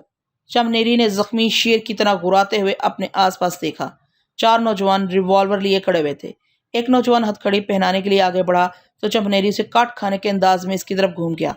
नौजवान सहम कर पीछे चला गया। सुपर मास्टर की आवाज सुनाई दी, मास्टर चमनेरी, अपनी जगह खड़े रहो, मैं तुम्हें जिंदा रखना चाहता हूँ। तुम्हारे जैसे दरिंदों को पालना मेरी हॉबी है, लिहाजा मुझे मजबूर ना करो कि तुम पर गोली चलाने का हुक्म दूं। चमनेरी ने कॉलर शीशे की तरफ घूमकर कहा, सुपर मास्टर, किसी दरिंदे को पालने के लिए इसकी मनपसंद खुराक मुहैया करनी पड़ती है। मेरी खुराक ये मगरूर औरत है, आप इसे मेरे सामने डाल दें। सोनिया को देखकर यूं जबड़े चलाने लगा जैसे ख्याल ही ख्याल में उसे कच्चा चबा रहा हो। सुपर मास्टर ने कहा, तुम्हारी ये ख्वाहिश पूरी की जाएगी। फिलहाल डॉक्टरी रिपोर्ट के मुताबिक सोनिया बीमार और कमजोर है। माकूल इलाज के बाद जब इसके जिस्म से गल्लाश का जहर बिल्कुल ही खत्म हो जाएगा तो हम इसे इमारत से निकलने का मौका देंगे और तुम इसे शिकार करोगे। चंपनेरी ने इकरार में सर हिलाकर कहा, हाँ, बीमार कैदी को सजाए मौत नहीं दी जाती। मुझे नहीं मालूम था कि यह मगरूर औरत बीमार है। ओके, मैं इंतजार करूंगा कि यह सेहतयाब होकर मेरे हाथों मरे। सुपर मास्टर ने हुक्म दिया कि चंपनेरी को दूसरे कमरे में ले जाकर इसके जख्मी हाथ की मरहम पट्टी की जाए और इस बार वो दरिंदा चुपचाप हाल से बाहर चला गया। इसमें शुबा नहीं कि सुपर मास्टर बेहद ज़हीन था। वो दरिंदा सिर्फ मुजरमों की नफ्सियात को खूब समझता था और बड़ी आसानी से इन्हें अपना महकूम बनाकर रखता था। वह चंपनेरी जो जख्मी होकर 4 रिवॉल्वरों की जद में भी हाल से बाहर नहीं जाना चाहता था, उसे सुपर मास्टर ने बड़ी जहानत से चुपचाप जाने पर राजी कर लिया था। उसके जाने के बाद सुपर मास्टर ने दूसरे मास्टर को मुखातिब किया, मास्टर तन सिंह, तुमने कहा था कि चंपनेरी को अगर योगा की मशक कराई जाए तो उसके दिमाग से गर्मी निकल जाएगी, मगर 6 माह के बाद भी ये वैसे का वैसे ही है। मास्टर तन सिंह का नाम सुनकर मेरी दिलचस्पी बढ़ गई और जाना ने मुझे बताया था कि इस तंजीम में मास्टर तन सिंह की बड़ी अहमियत है। वही योगा फौज को तरबियत दे रहा है। मैं इसकी बातें सुनने लगा। वो कह रहा था, जो लोग सांसों को कंट्रोल करना जानते हैं वो अपने नफ्स पर और भड़कते हुए जज्बात पर काबू पा लेते हैं। ऐसे लोगों को कभी गुस्सा नहीं आता। हमारी योगा फौज के कितने ही नौजवान इस बात का सबूत है। बटरफ्लाई और मास्टर यूनफॉन ने बड़े सुकून और संजीदगी से फरहाद जैसे सरकश इंसान को दोस्ती पर आमादा कर लिया था। खुद आप योगा की मशक़ें करने के दौरान इसके फ़वाइद को समझ सकते हैं, मगर चमनेरी एक बिल्कुल ही मुख्तलिफ इंसान है। बल्कि मैं उसे इंसान नहीं समझता, इसके दिमाग में इंसानों जैसी कोई बात नहीं समाती। ये जानवरों की तरह सोचता है। वो बड़ी ही धीमी आवाज़ में और बड़े ठहरे हुए अंदाज में बोल रहा था, सांसों की मशक करने के लिए अव्वलीन शर्त यह है कि हर तरह के नशे से परहेज़ किया जाए। मगर चंपनेरी शराब और शबाब का रसिया है। शराब और औरत, ये दोनों चीज़ें ही आदमी को अंदर से खोखला करती हैं। दूसरी शर्त यह है कि गर्म तसीर रखने वाली ग़िज़ाओं से परहेज़ किया जाए, लेकिन वो बाज़ों का कच्चा गोश्त भी खा लेता है। ऐसा शख्स योगा की इब्तदाई मशक भी नहीं कर सकता। मैं उसे 6 माह से समझाता समझाता थक गया हूँ। वो मेरे बस का आदमी नहीं है। यह कहकर तन सिंह खामोश हो गया। इसकी बातें सुनकर बहुत सी मालूमात हासिल हुई। सबसे अहम मालूमात यह है कि सुपर मास्टर भी योगा की मशक़ें कर रहा था, यानी मैं किसी मौका पर भी इसके दिमाग से नहीं खेल सकता था। मास्टर तन सिंह ने योगा के सिलसिले में बटरफ्लाई और मास्टर यूनफॉन का हवाला दिया था और दूसरे मास्टर को मिसाल बनाकर पेश नहीं किया था। इसका मतलब यही हो सकता था कि दूसरे मास्टर योगा से दिलचस्पी नहीं रखते थे। योगा फौज सिर्फ नौजवान औरतों और मर्दों पर मुश्तमिल है। इतनी मालूमात हासिल होने के बावजूद मैंने सोचा कि मुझे आइंदा फूंक फूंक कर कदम उठाना चाहिए और पेश आने वाले हालात के मुताबिक इन मालूमात की तस्दीक करनी चाहिए। इस वक्त सुपर मास्टर कह रहा था, अच्छी बात है मास्टर तन सिंह, मैं चमनेरी को अपने तौर पर हैंडल करूंगा। मैं आपको ऐसे शागिर्द देकर परेशान करना नहीं चाहता। मास्टर तन सिंह ने कहा, सुपर मास्टर, आपने वादा किया था कि योगा फौज तैयार होने के बाद आप मेरी बेटी को मुझसे मिलाएंगे। वो योगा फौज तैयार हो चुकी है। मास्टर तन सिंह, मुझे अपना वादा याद है, मगर मैं ये नहीं मानता कि योगा फौज तैयार हो चुकी है। इस आर्मी का कोई नौजवान 20-25 मिनट से ज़्यादा सांस नहीं रोक सकता। आप तकरीबन 6-7 घंटे तक जिस हफ्ज़-ए-दम का मुजाहरा कर चुके हैं, आप मेरे नौजवानों को अपने जैसा बना दें, फिर आपकी बेटी आपको मिल जाएगी। मास्टर तन सिंह ने परेशान होकर कहा, किसी को अपने जैसा बनाना मेरे बस की बात नहीं है। ऐसी सलाहियतें अपनी जाती मेहनत और लगन से पैदा होती हैं। फिर इसके लिए दिल की सफाई और रूह की पाकीज़गी लाजमी है। ये सिफात आपकी तंजीम के किसी आदमी में नहीं है। सुपर मास्टर ने कहा, आप मुझसे बहस ना करें। मैंने जो हुक्म दिया है उस पर अमल करें। आपकी बेटी की भलाई इसी में है। आप जा सकते हैं। मास्टर तन सिंह दिल बर्दाश्ता होकर चुपचाप वहाँ से जाने लगा। मैंने सोनिया से कहा, मेरी जान, ये मास्टर तन सिंह मजबूर और मजलूम है। मौका मिले तो इसे दोस्ती करो। हम इसकी बेटी के काम आएंगे, ये हमारे काम आएगा। सोने की सोच ने कहा, फरहाद, मेरे ख्याल में अगर तुम सोच के जरिए तन सिंह से राब्ता कायम करो तो ये तुम्हारा राज जुबान पर नहीं लाएगा। नहीं सोनिया, वो अपनी बेटी की सलामती की खातिर किसी मौका पर मेरी दिमागी राब्ते की बात सुपर मास्टर से कह देगा। हमें बहुत ज़्यादा मोहतात रहने की ज़रूरत है। इतनी बड़ी दुनिया में तुम्हारे सिवा कोई ना जान सके कि मैं जिंदा हूँ। इसी वक्त मैंने सोने के दिमाग से सुपर मास्टर की आवाज़ सुनी। वो कह रहा था, सोनिया, तुम भी यहाँ से जाओ। डॉक्टर की तरफ से तुम्हारी सेहतयाबी की तस्दीक होगी तो तुम्हारी आखिरी ख्वाहिश पूरी की जाएगी। सोनिया अपनी जगह से उठकर जाने लगी। सुपर मास्टर अब मास्टर यूनफॉन को मुखातिब कर रहा था, मास्टर यूनफॉन, आप हांगकांग के रेड पावर की रिपोर्ट पेश करें। इसकी बात पूरी होने से पहले ही सोनिया हाल से बाहर आ गई। दरवाज़ा बंद हो गया। अब चूंकि सोनिया का दिमाग नहीं सुन रहा था, इसलिए मैं भी हॉल में होने वाली गुफ्तगू न सुन सका। अब सोनिया तो मुसल्लह नौजवानों के दरमियान चल रही थी वो अमारा से बाहर आकर एक कार में बैठ गई। इसकी सोच बता रही थी कि वो अपनी रिहाइशगाह की तरफ जा रही है। मैंने कहा, सोनिया, तुम बड़े अहम मौका पर हाल से बाहर आ गई। सुपर मास्टर रेड पावर के मुतालिक बातें कर रहा था। सोनिया ने पूछा, ये रेड पावर क्या बला है? रेड पावर एक तंजीम है जो दुनिया के मुख्तलिफ ममालिक में सुपर मास्टर की तंजीम से टकराती है। सुना है कि हांगकांग में रेड पावर का बड़ा जोर है। अगर तुम हाल में मौजूद रहती तो इस सिलसिले में बहुत सी मालूमात हासिल हो जाती। फिलहाल तुम भी मजबूर थी। अच्छा, मुझे बताओ, मैं अपनी आखिरी ख्वाहिश पर किस तरह अमल करूं? ऐसी जल्दी क्या है? जब तक तुम्हारा इलाज हो रहा है अच्छी तरह आराम करती रहो, अपने आसपास के माहौल को अच्छी तरह समझती रहो। जरा कार से बाहर देखो कि तुम कहाँ से गुजर रही हो। और ये तो मैं बताना भूल गई थी कि मैं फ्रैंकफर्ट में हूँ। मैं मास्टर यूशे के साथ यहाँ पहले भी आ चुकी हूँ और इस शहर को अच्छी तरह जानती हूँ। फिर तुम फिक्र ना करो, आराम करो, मुझे भी आराम करने दो। क्या तुम मुझसे पीछे छुड़ा रहे हो? नहीं मेरी जान, मैं तुम्हें बता चुका हूँ कि पिछली रात से सोने का मौका नहीं मिला, इसलिए अब इजाजत दो। मैंने हंसते हुए राब्ता खत्म कर दिया। इसके बाद आंखें खोलकर इस झोंपड़ी के कमरे को देखा जहां मैं एक जालीदार झूले में लेटा हुआ था। ये ख्याल हानि भी क्या इल्म है। अभी मैं हजारों मील दूर फ्रैंकफर्ट में सोने के पास था और अब मैं मनीला की बस्ती में वापस आ गया था। यह टेलीपैथी बायसे रहमत भी थी और बायसे जहमत भी, क्योंकि खाने पीने और वक्त पर सोने की मोहलत नहीं मिलती थी। मैंने फौरन ही आंखें बंद करके अपने दिमाग को हदायत दी। अब मैं नहायत सुकून से सोता रहूंगा। अगर कमरे के दरवाजे पर जरा सी भी आहट होगी तो मेरी आंख खुल जाएगी। टेलीपैथी का यह भी एक कमाल है कि दिमाग को हदायत दी जाए तो कांटों के बिस्तर पर नींद आ जाती है। और वो जालीदार झूला तो मेरी मुंह बोली बहन का था। फिर एक पाकीज़ा मोहब्बत की इच्छाओं में मुझे नींद कैसे ना आती। मैं तवील बेदारी के बाद बड़े सुकून से सो गया। मेरा ख्याल था कि कुराला वहां से फरार होने के इंतजाम करने के बाद मुझे ले जाएगा, यानी मुझे 2-3 घंटों की नींद व मुश्किल नसीब होने वाली थी। लेकिन इसके बरक्स हुआ। मेरे दिमाग ने मुझे बेदार नहीं किया, क्योंकि कमरे के दरवाजे पर किसी के कदमों की आहट सुनाई नहीं दी थी। फिर मेरे दिमाग को क्या पड़ी थी कि वो मेरी नींद में मुदाखलत करता। लिहाजा रात से सुबह हो गई। झूले के पास खुली हुई खिड़की से तेज धूप मुझे आंच देने लगी। इसके बावजूद मैं बड़ी बेहिसी से सोता रहा, इसलिए कि सोने, जागने और उठने बैठने का अमल दिमाग के इशारों का मरहून मिन्नत होता है। आखिर दिन के 12 बजे यक बयक मेरी आंख खुल गई। मुनज़्ज़ा दरवाजा खोलकर कमरे में आ रही थी। मैं हैरानी से चारों तरफ देखने लगा। मैं यकीन नहीं आ रहा था कि मैं दूसरे दिन दोपहर तक सोता रहा। इस वक्त मेरे दिमाग में एक बात आई। मैंने दिमाग को हदायत दी थी कि जब तक मेरे दरवाजे पर कोई ना आए मेरी आंख ना खुले। ऐसी सूरत में अगर कोई ना आता, शाम तक ना आता, पूरे एक दिन तक ना आता, पूरे एक साल तक ना आता, तो क्या मैं इसी तरह तहयात सोता रह जाता? ये तो खुद को जीते जी मार डालने वाली बात थी। मैंने दिल में तौबा की कि आइंदा दिमाग को इस किस्म की अहमकाना हदायत नहीं दूंगा।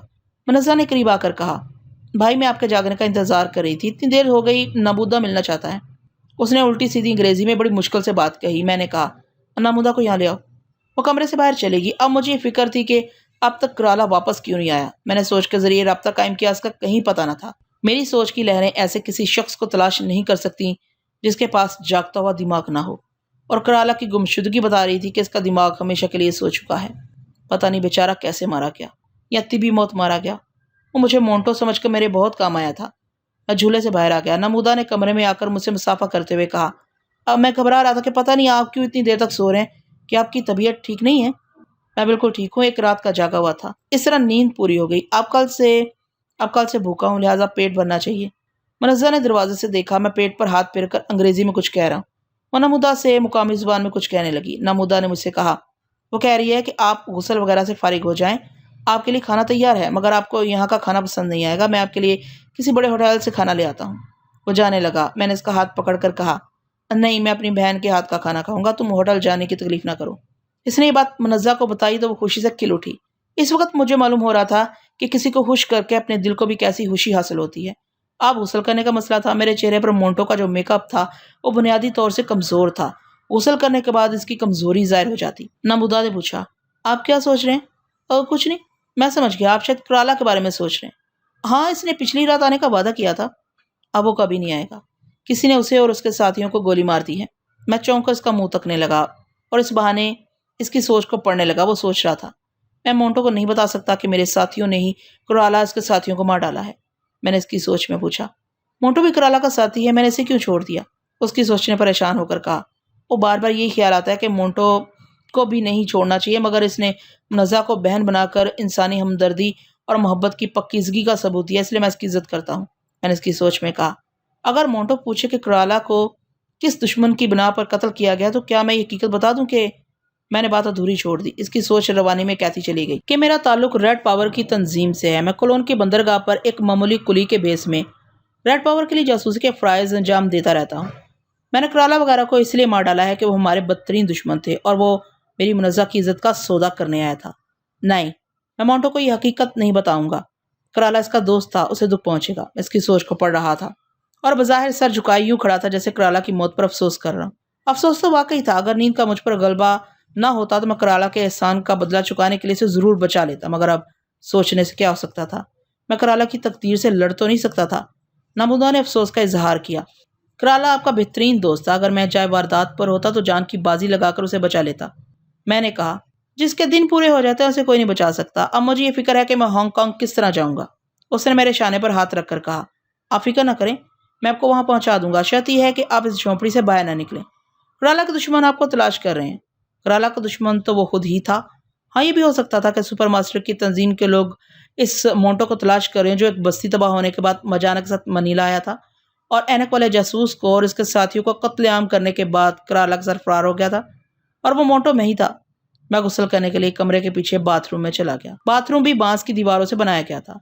मैंने मोंटो के मेकअप को बरकरार रखने के लिए पहले सर को अच्छी तरह धोया, चेहरे पर सिर्फ पानी के छींटे मारे, फिर गर्दन से नीचे बाकायदा गुस्ल किया। इसके बाद वही मैला लिबास पहनकर कमरे में वापस आ गया। वहां फर्श पर चटाई बिछा दी गई थी। इस पर एक प्लेट में आटे की रोटियां और दूसरे प्लेट में झींगे का सालन और तीसरी प्लेट में भुने हुए मसालेदार केकड़े रखे हुए थे।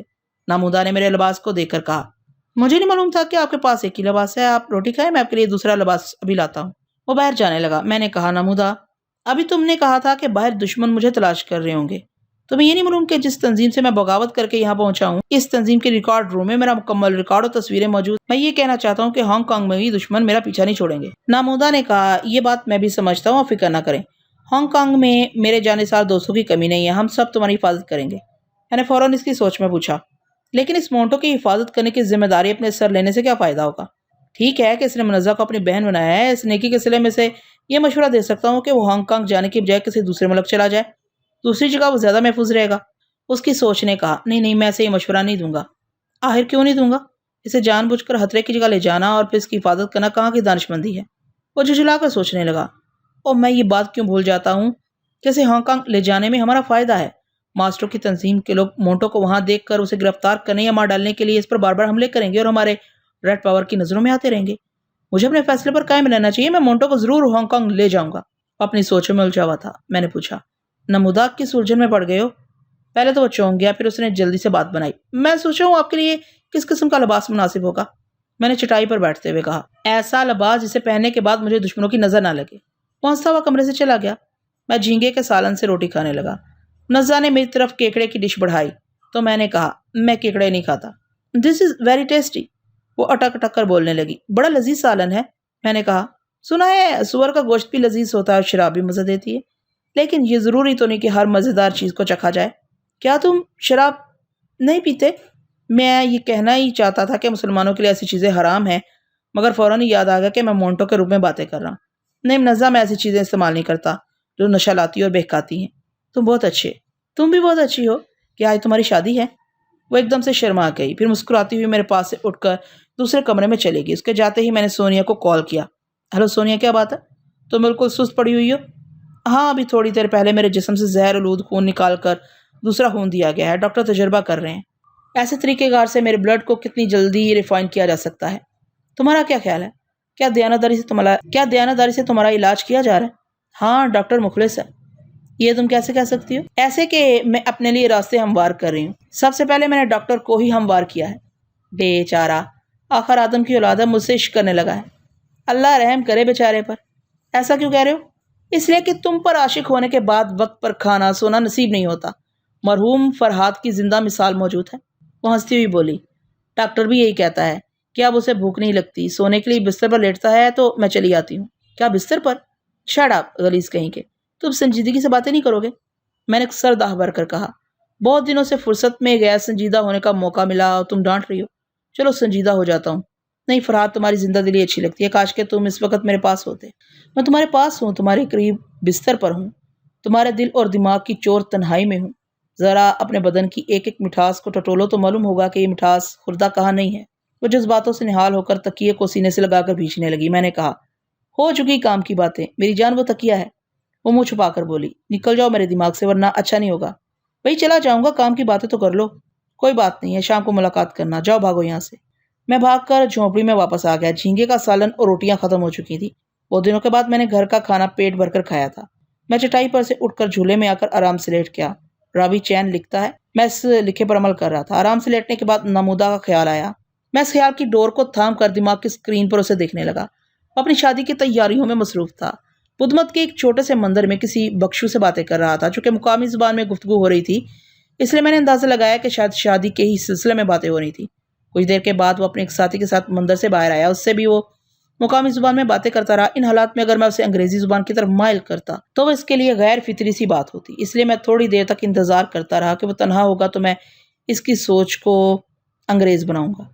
फिर चूंकि शादी का मुबारक मौका था, इसलिए यार दोस्त पीछा नहीं छोड़ रहे थे। एक कॉटेज में पहुंचते ही कई दोस्तों से घेर लिया। इन दोस्तों में से एक ने चीनी जुबान में से कुछ कहा। नामुदा चीनी जुबान में से बातें करने लगा। वो पता नहीं कितनी जुबानें जानता था। मैंने बेजार होकर इसके दिमाग से वापस आने का इरादा किया। इसी वक्त इसके एक साथी ने उसे अंग्रेजी जुबान में मुखातिब किया। नामुदा, मुबारक हो, तुमने अपने साथियों के साथ मास्टरों की एक बस्ती उजाड़कर बहुत बड़ा कारनामा अंजाम दिया है। अब तुम्हारी तरक्की होगी। तब मुझे पता चला कि नामुदा को शादी की नहीं बल्कि इसके किसी कारनामे की मुबारकबाद दी जा रही है और इसके वो तमाम साथी रेड पावर की तंजीम से ताल्लुक रखते हैं। नामुदा मुबारकबाद देने वाले से कह रहा था, ये तो कुछ भी नहीं है। आइंदा भी मुझे मौका दिया जाएगा तो मैं मास्टरों की तंजीम के छक्के छुड़ा दूंगा। कल सुबह ही मैं अपने इन 5 साथियों के साथ इस बस्ती में पहुंच गया था। हमने वहां देखा मास्टर यूनिफॉर्म के आदमी जापान से एक त्यारा अगवा करके लाए थे। अफसोस के इस त्यारे पर हमारे काबज होने से पहले ही वो तबाह कर दिया गया। मैं इस मिशन की मुकम्मल रिपोर्ट तैयार कर चुका हूँ। मैं हैरानी से नमूदा की बातें सुन रहा था। मुनज़्ज़र से शादी करने का सेहरा तो एक तरफ रहा, वो मास्टरों की एक बस्ती उजाड़ने का सेहरा भी अपने सर पर बांध रहा था, जबकि मैंने इस बस्ती में इसकी परछाई तक नहीं देखी थी। इसके साथ अंग्रेजी में बातें करने वाले ने एक चीनी बाशिंदे की तरफ इशारा करते हुए कहा, मैं और मिस्टर लिचिन तुमसे वो रिपोर्ट हासिल करने आए हैं। नामुदा ने कहा, अब लोगों ने हुआ महा तकलीफ की। मैं आज रात खुद ही रिपोर्ट लेकर हांगकांग पहुंचने वाला था। लिचिन ने इस बार अंग्रेजी जुबान में कहा, नहीं मिस्टर नामुदा, मास्क मैन ने हुक्म दिया है कि वो रिपोर्ट हमारे हवाले की जाए। सबूत के तौर पर ये टोकन मौजूद है। इसे लेकर वो तहरीरी रिपोर्ट हमें दे दो। ये कारनामा अंजाम देने की खुशी में तुम्हें 1 हफ्ते की छुट्टी दी गई है। तुम इत्मीनान से हनीमून मनाओ। नामुदा ने वो टोकन लेकर कहा, आप दोनों यहाँ तशरीफ रखें। मैं इस रिपोर्ट पर नजरसानी करने के बाद अभी उसे आपके हवाले कर दूंगा। ये कहकर वो दूसरे कमरे की तरफ जाने लगा। उस वक्त वो सोच रहा था, ये ठीक है, मुझे अपनी तैयार की हुई रिपोर्ट को फिर एक बार गौर से पढ़ लेना चाहिए। अगर इसमें कोई खामी होगी तो मैं अभी दुरुस्त कर दूंगा। मैंने इसकी सोच में तशवीश का इजहार किया। अगर ये मन घड़ंट रिपोर्ट हर तरह से मुकम्मल हुई तब भी अपने साथियों से खतरा रहेगा। इनमें से कोई किसी मौके पर मुखालिफ बनकर इस फ्रॉड रिपोर्ट का भेद खोल देगा। इसकी सोच ने बड़े एतमाद से कहा, नहीं, हम 6 साथी एक दूसरे के लिए जान दे सकते हैं, मगर आपस में किसी की मुखालफत नहीं कर सकते। वो दूसरे कमरे में पहुंचकर एक सूटकेस खोलने के बाद एक छोटा फाइल निकाल रहा था। फिर वो फाइल के कागजात को तरतीबवार पढ़ने लगा। इसमें रेड पावर के सरबराह मास्क मैन को मुखातिब करके लिखा गया था कि नामुदा अपने 5 साथियों के हमरा मनीला की दुरुफ्तादा बस्ती में मुखालिफ तंजीम की नकलो हरकत पर नजर रखने गया तो वहाँ इन लोगों ने एक जापानी त्यारे को देखा जिसमें कुछ कैदी बाहर लाए जा रहे थे। इन कैदियों में कर्नल, इसकी बेटी, उसका बॉडीगार्ड काबिल जिक्र थे। कर्नल ने बस्ती में पहुंचते ही एक नौजवान के स्टेन गन पर कब्जा कर लिया और बस्ती के सरबराह और 2-4 दुश्मनों पर फायर करने के दौरान खुद हलाक हो गया। इस वाक़े के दौरान कर्नल के दूसरे साथी भी मरने मारने पर आमादा हो गए। नामुदा उसके साथियों ने छुपकर फायरिंग शुरू कर दी। इससे कर्नल के आदमियों को शय मिल गई। वो सब जमकर लड़ते रहे और मरते रहे। मास्टर की तंजीम के नौजवानों ने शायद ये सोचा कि कैदी कहीं तैयारा लेकर फरार ना हो जाए, इसलिए उन्हें बॉम्ब के जरिए इस तैयार को तबाह कर दिया, लेकिन वो लोग भी तबाही से न बच सके। 1 घंटे के बाद ही वो बस्ती खंडर बन गई। वहां हर तरफ इंसानी लाशें नजर आने लगी। जापानी त्यारे में आने वाले तमाम कैदी मुकाबले के दौरान मारे गए। मास्टर यूनिफॉर्म के 3 मुसल्लह नौजवान जो जिंदा बचे थे, इन्हें नामुदा ने अपने हथियार फेंकने के लिए कहा, लेकिन उन्होंने फायरिंग की। लिहाजा जवाबन नामुदा को भी फायरिंग करनी पड़ी, जिसके नतीजे में वो तीनों भी मारे गए। इसके बाद जब नामुदा अपने साथियों के साथ बस्ती में दाखिल हुआ तो उन्हें एक जीप कार की आवाज सुनाई दी। बाद में पता चला कि मरजाना और मोंटो रिकॉर्ड रूम वाले कॉटेज को आग लगाकर फरार हो गए हैं। नामुदा ने मनीला तक इनका पीछा किया, लेकिन वो हाथ नहीं आए। फिर रात को इत्तला मिली कि मास्टरों की तंजीम से ताल्लुक रखने वाले कुरालास के दूसरे साथी मोंटो के साथ गरीबों की बस्ती में देखे गए। नामुदा के साथियों ने घेर लिया। वो इधर उधर भागने लगे। उन्होंने धमकियां दी, भी फायरिंग की। कुरालास के साथी मारे गए। मोंटो भी फरार होने में कामयाब हो गया। अब नामुदा के साथियों से तलाश कर रहे हैं। ये नामुदा की रिपोर्ट का खुलासा था। इसने कमाल अय्यारी से ऐसी रिपोर्ट पेश की थी कि सुपर मास्टर की आम बस्ती की तबाही का कारनामा से मौसूम होता और उससे इसके साथियों को रेड पावर की तंजीम में काबिल कदर तरक्की दी जाती। जब वो रिपोर्ट पर नजरसानी कर चुका तो मैं उसके दिमाग को टटोलने लगा। मैं ये मालूम करना चाहता था कि नमूदा को मरजाना और मोंटो के फरार का इल्म कैसे हुआ। नमूदा की सोच ने कहा, जब नज़्ज़ा ने रात को आकर ये खबर दी कि कुराला और मोंटो इसकी झोंपड़ी में गाहक की हैसियत से आए थे, तो इस वक्त मैं मोंटो से मिलने गया और मेरे 5 साथियों ने बंदरगाह के करीब कुराला उसके साथियों को घेर लिया। कुराला हमसे दोस्ती करना चाहता था। इसने यकीन दिलाया कि वो लोग मास्टरों की तंजीम से बगावत कर चुके हैं और रेड पावर की पनाह में रहना चाहते हैं। मैंने इनसे कहा, पहले बगावत की वजह बताओ। तब कुराला ने बताया कि मास्टरों की एक अहम बस्ती किस तरह तबाह हुई, फिर मरजाना और मोंटो किस तरह वहां से मनीला पहुंचे और ऐनक वाले जासूस के चुंगल में फंस गए। वहां मरजाना मर गई और कुराला अपने दोस्त मोंटो को लेकर मुनज़्ज़ा की झोपड़ी में पहुंच गया। नामुदा की सोच कह रही थी और मैं सुन रहा था। आखिर में इसकी सोच ने कहा, मैंने कुराला से तमाम मालूमात हासिल करने के बाद उसे और उसके साथियों को गोली मार दी। फिर मैंने अपने साथियों को ये तदबीर बताई कि हम किस तरह इस कारनामे का सेहरा अपने सर बांध सकते हैं। सभी साथी मेरी इस प्लानिंग से मुतफिक हो गए, मगर इनका मशवरा था कि मोंटो को भी मार डाला जाए और मैं मुनज़्ज़ा का दिल नहीं दुखाना चाहता था। वैसे भी मोंटो की शराफत ने मुझे मुतासर किया है। मैंने इसकी सोच में सवाल किया, क्या मोंटो किसी मौका पर लुचिन वगैरह के हाथों में जाकर बस्ती की तबाही की असली कहानी इन्हें नहीं सुनाएगा? नमूदा जरा परेशान हुआ। फिर इसकी सोच ने कहा, इसलिए तो मैंने मोंटो को मुनज़्ज़ा के यहाँ छुपा रखा है, ताकि वो रेड पावर के लुचिन या किसी दूसरे आदमी के हत्थे ना चढ़ जाए। मैं इसे अपने साथ हांगकांग ले जाना चाहता हूँ। वहां मैं इसे कभी छुपा कर रखूंगा और कभी चारे के तौर पर हांगकांग की सड़कों पर छोड़ दूंगा, ताकि सुपर मास्टर के आदमी से शिकार करने के लिए आए और हमारे हाथों मारे जाएं।